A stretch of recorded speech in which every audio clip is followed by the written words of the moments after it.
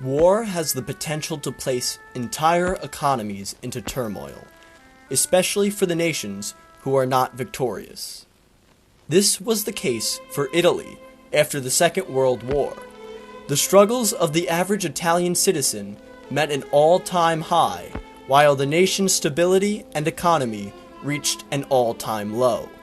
This new economic struggle and political release from a fascist regime would lead to the rise of a new movement in cinema, Italian Neorealism.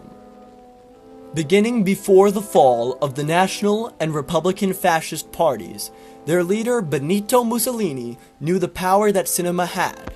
He had even proclaimed that cinema is the strongest weapon. While the fascist government used film as a more streamlined form of propaganda, they most notably financed commercial films focusing on influencing the viewer's morals through a nationalistic point of view.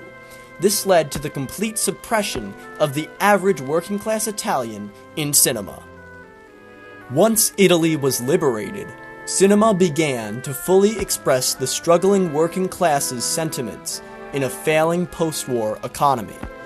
One of the most famous films of this era, Vittorio De Sica's Bicycle Thieves, is an example of how filmmakers were able to fully visualize the struggles of the nation they were a part of.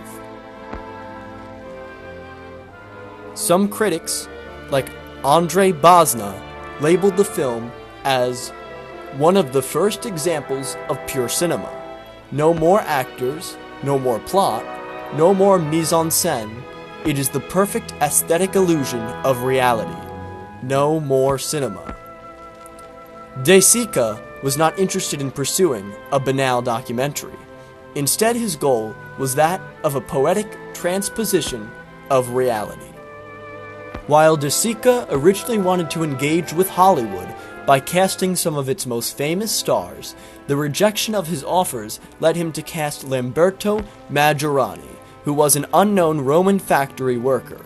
This inclusion of a member of the struggling working class adds to the poetic transposition of the struggling Italian citizen in the film.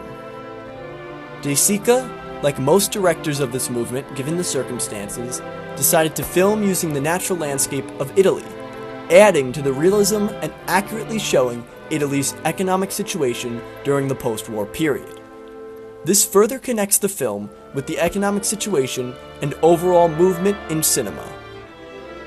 Vittorio De Sica's Bicycle Thieves truly represents the cry of the poor, and shows the impoverished society that was post-war Italy, even gaining a spot on the Vatican's film list for its visualization of poverty, highlighting the value of hope in a film which represented an era of pessimism. Directors of the period, including De Sica, were able to completely transpose an era thanks to the ability to fully visualize the struggles of the working class in the nation they were a part of.